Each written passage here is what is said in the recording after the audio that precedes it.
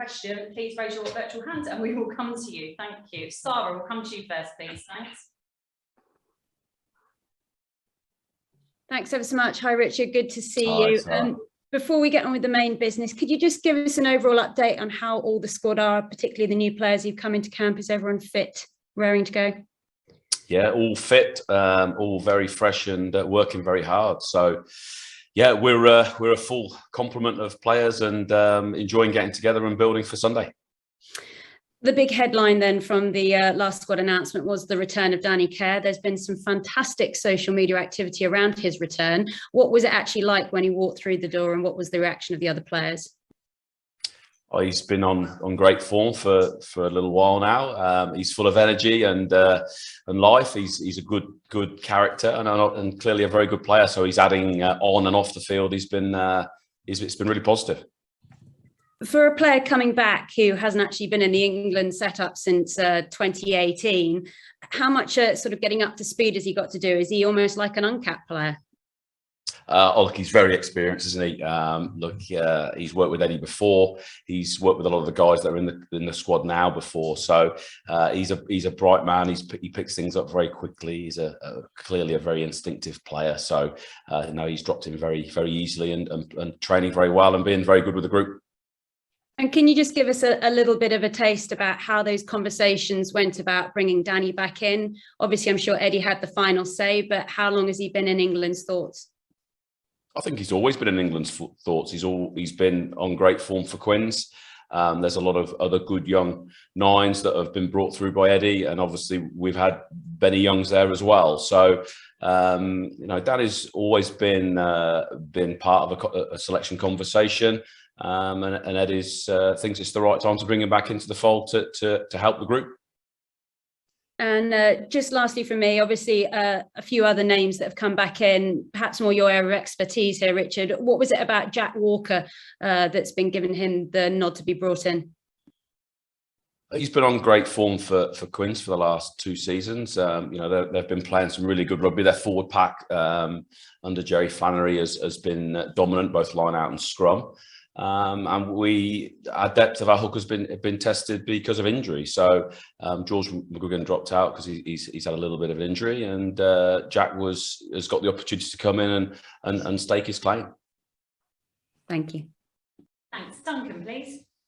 Hi, Richard. Hi. Has Danny been brought in with a view to going on the tour to Australia as well? Is he in contention for that, or is it just for this one game only, the Barbarians game? No, I think everybody's in contention. Everybody in this squad for the last week and a half are all in contention. Everybody's got the opportunity on Sunday to put their hand up to go on tour. So there's no door closed. If people train well enough and play well enough and contribute to what we're doing, everybody's in the mix. Sure. Joe Marler isn't in camp. I was just wondering what the thinking is behind that, and if he's in contention to go to Australia. We're looking at bringing some younger props through. Obviously, Bevan Rodd has been on great form for Sale. We know what Joe can do, and it's an opportunity for this 2 mini camps and into this game to see some other guys. So, like I said, everybody is available. No decisions have been made about who's going to Australia or not. Eddie will have a framework of what he thinks, but when it comes to the pinch, then we'll see who are the right people to take to build for the World Cup. Okay, and given the way the Barbarians play, how useful a tool is it for assessing a young team like the one you're likely to pick for Saturday? Yeah, it's going to be a real test, isn't it? Because they've picked a very good squad, very obviously French bias because of the coaching group, with some very good foreigners as well. So they're going to come at us and play. They've got a big pack and they've got some firepower in that back line. So we're going to be tested, and that's what we want. We're going to see some really young players get their first opportunity, both in the forwards and the backs, and we're going to have a real test on our hands and how we cope with that. So it's going to be a really good learning experience for us all. But we're going into a game with how we want to play, and obviously we're going to take that opportunity and play to win the game. Thanks, Richard. Cheers. Cheers, Duncan. James Green, please. Hi, Richard. I just wanted to add a little bit on the last point. What are you looking specifically 4 from these younger faces into the squad on Sunday? To get into the game, not dip their toe in and see how cold the pool is. That we want them to go and embrace it and enjoy themselves. They've been on great form for their clubs. Guys like Henry Arundel, scoring wonder tries against big French teams. Now this is the next challenge, isn't it? We just want them to go out there and express themselves and not be worried about making mistakes, but go and show how good they are. And that's what good young players coming through need to do. So that really, just go out there. We will be well prepared. We know how we're going to want to play, and can we deliver that? And we've got to make them free enough to go and believe in themselves to do that. And as part of the coaching team, how tough is it for you guys at the moment with the World Cup on the horizon in a year's time to keep the players focused on game to game rather than thinking a little bit too far ahead? I think it's pretty easy. They've got to get what's happening in front of them right. Because we don't get Australia right, and guys and coaches don't perform, there's every chance that you may not get invited back. So that's just the nature of where we're at. We know that this is going to be obviously an important game on Sunday, but the 3-test tour to Australia is going to be huge. So the immediate focus is what happens on Sunday, but then 3 tests, back to back in Australia is going to be really tough, and that's our focus. And we then get through that, and then we reassess and we go again. So I don't think anybody's thinking about, well, I'll rest myself and wait till the World Cup comes around, because there's a lot of competition and there's still a lot of rugby to be played, and a lot can happen in 18 months. Yeah, a lot can definitely happen in 18 months. I know you've been asked about Danny Kerr already, but I know you spoke about his potential for the Australia tour. But looking even further ahead again, is he still somebody who would be in contention for the World Cup next year? Definitely, if he's playing well enough and he's playing better than anybody else, whether young or old, then he'll come into contention, because World Cups are around having that balance, isn't it? Having enough caps of experience to be able to control and manage the pressure, but also those young guys that are so hungry and competing and coming through, that gives you that real balance of experience, energy, enthusiasm, and making sure we have that real balance in our group. So I don't think age will be a barrier, whether young or old. It's all will be picked on how well guys are playing. And has he mentioned at all about his desire? Like, what does he want to achieve still in the game? Obviously, he's performed so well this year, but has he got a focus on potentially making that World Cup squad? Yeah, I would like to say he's not really in my area. I'm not sure I've been coaching the Nines that well recently, but Dan is a competitor, isn't he? And he wants to compete. He wouldn't be here if he didn't have that focus to go to the World Cup. He's in great physical condition, even as a senior member of the squad. So I would say that he's very keen to compete for a spot. Thanks, Richard. Appreciate it, mate. Cheers. Thanks, everyone. We'll end the live section there. Can we politely ask the broadcasters to leave the call and dial back on, or I will pop you in the waiting room if that is easier. Thank you. Waiting room.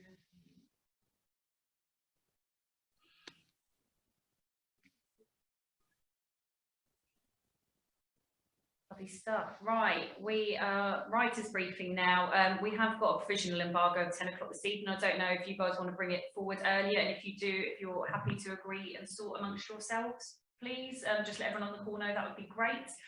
Gerard, we'll come to you first. Thank you. Hi, Richard. Can I just ask about Luke Cowan-Dickey? He's obviously in camp doing his rehab. How's he tracking? Is he looking good for the tour, or might that come a bit too soon? No, he's looking pretty healthy. He's doing a lot of rehab with the physios. He's doing some of the throwing stuff with myself and getting back into that. So he's not joined training yet, but we're hoping that his rehab will accelerate now. He's starting to get the all clear from the specialists, and he's working and tracking in the right direction. And you mentioned Jack earlier, but how do you assess the other hooker options? Obviously, Jamie's not available this weekend or this Sunday, but there's not a great deal of experience beyond Luke and Jamie there, is there? No, but obviously Jack Singleton's had a good season with Gloucester, dominant set piece. Jamie Blameyre's got a huge amount of potential, and look, like Jack Walker has been in a really dominant Quins pack. So there's an opportunity there for someone to step up and, you know, grab that opportunity. So that's the challenge and the opportunity for the guys to take. Cheers. Thank you. We'll come to Alex, please. Hi, Richard. I've seen on sort of the England Rugby social media how much sort of team bonding and some of the unusual activities the team's been up to this week. Could you just talk us through the thought process there and balancing, you know, rugby and sort of more of the off-field stuff? Yeah, we've got a pretty diverse group, haven't we? You know, from lots of clubs. I think there's 11 players from 11 different clubs. So we've got to get them all into one team. And part of that is on the field and you know, some shared hardship on the field and how hard we're working on the rugby parts, but also off the field, getting to know each other, getting to know each other's, you know, what about them, families, friendships, and just having that personal connection. So I think it's a really important part. It's something that being relatively new to the England environment, Eddie's does really, really well along with the management team. And I think those bits of you know, just getting together and doing different things and seeing guys in different scenarios and seeing how their personalities work, I think it's a really important part of bringing everybody together so we can be one team on the field. And bouncy castles and inflatables and all that's probably quite different to some of the things that you did team building going in your time at Leicester. Yeah, I'm not sure we really did that, but yeah, no, I think it's just getting the balance, isn't it? We have a really good, healthy social activities away from the game, and some of that is sport related. Some of that's just having a crack and you know, playing dodgeball and doing lots of other things, cricket and various other things, and occasionally, you know, that's going out for a meal and just getting to chat and know people. So if you know people and you know their personalities and how they think and how they go about their lives, then it gives you a better chance of an understanding on the pitch. On a serious note on that point, is that more important with the modern day player than perhaps it was 10, 15, 20 years ago, especially because you've got a lot of young players within this England squad this week?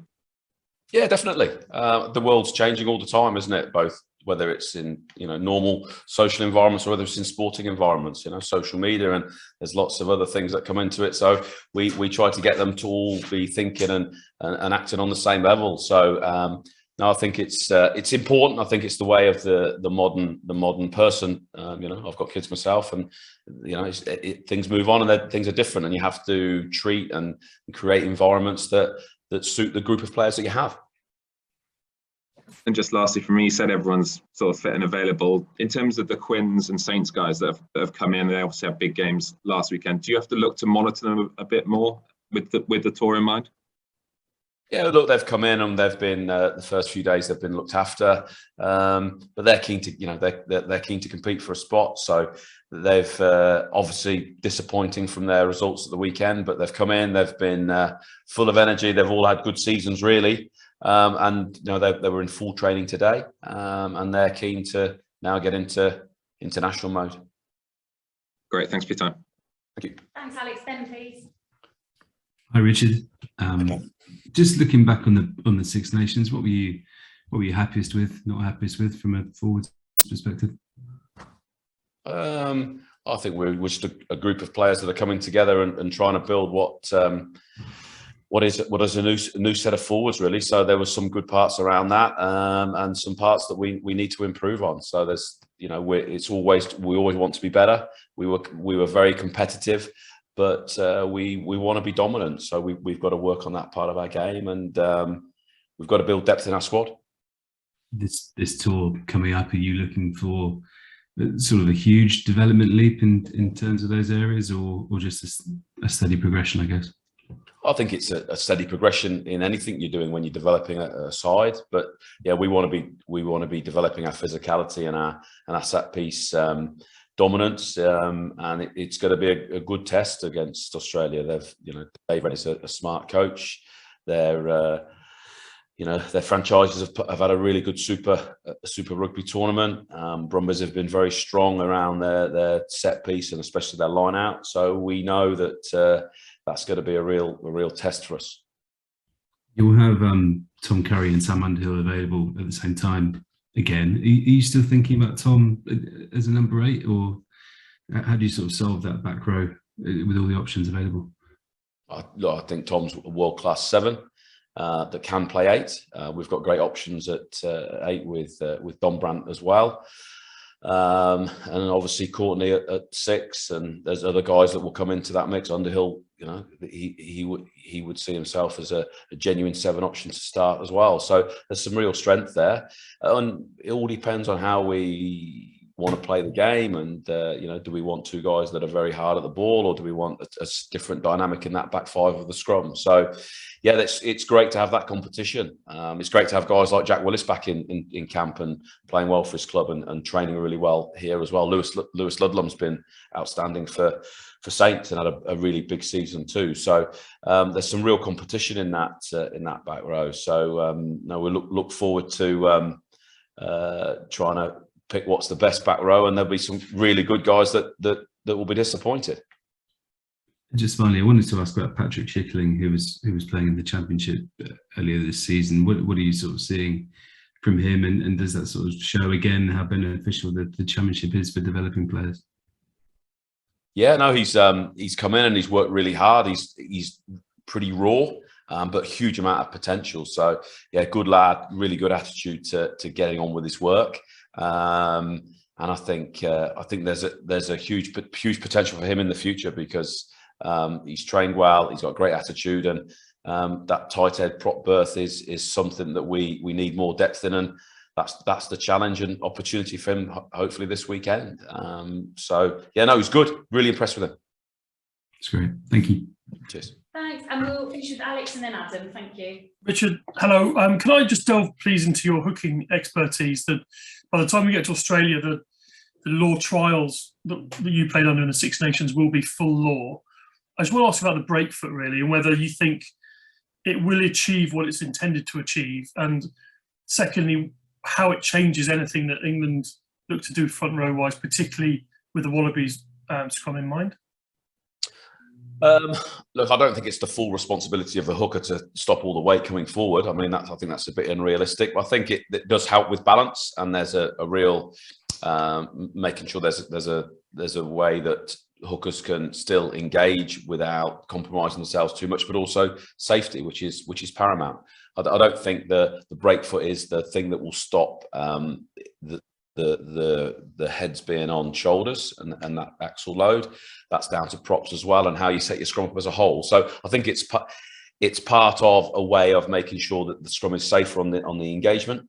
But look, we're working really hard on it to make sure that is done legally, but also doesn't compromise us. And I think all forwards coaches around the world will be doing the same. So I don't think it's going to change anything too dramatically. And but like everything, we'll want the game to be as safe as possible, but also we don't want it to take away from the contest, do we?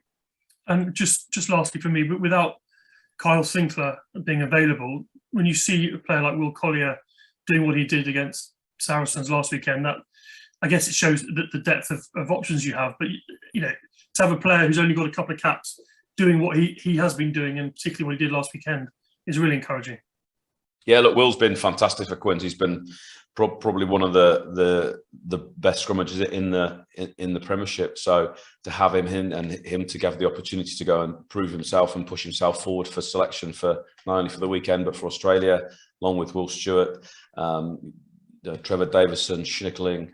So there's opportunity there for someone to take that, behind Will Stewart, who's going to step up and take that next role. There's obviously Joe Hayes potentially to come back into there. So there's starting to build a bit of depth in those positions, and it's down to those guys to then take the opportunity, isn't it? And really grasp it and force themselves into that squad for Australia and into the next 18 months to the World Cup. Lovely, thank you. Cheers. Thanks, Alex, and Adam, we'll finish with you. Thanks. Hi, Richard. Just a quick one on Luke. I seem to remember him playing a big European game after a layoff. Do you think he could do the same in a Test match if he was needed? Yeah, definitely. Look, LCD's got great attitude. He's a really aggressive and up and at 'em type of player. And look, and modern rehab and sports science, they pretty much get guys 95% fit before they get on the field. So it's not about always playing lots of games to get match fitness. So if Luke's fit as in not injured, I think he'll be more than capable of taking the field in Oz if that's the right thing for him to do. Lovely, thanks. If that's everything, we'll end the writers' briefing there. Guys, you can just stay on here because we'll have Lewis in with you shortly. Thank you. Thank you. Recording stopped. I'm just going to mute yours.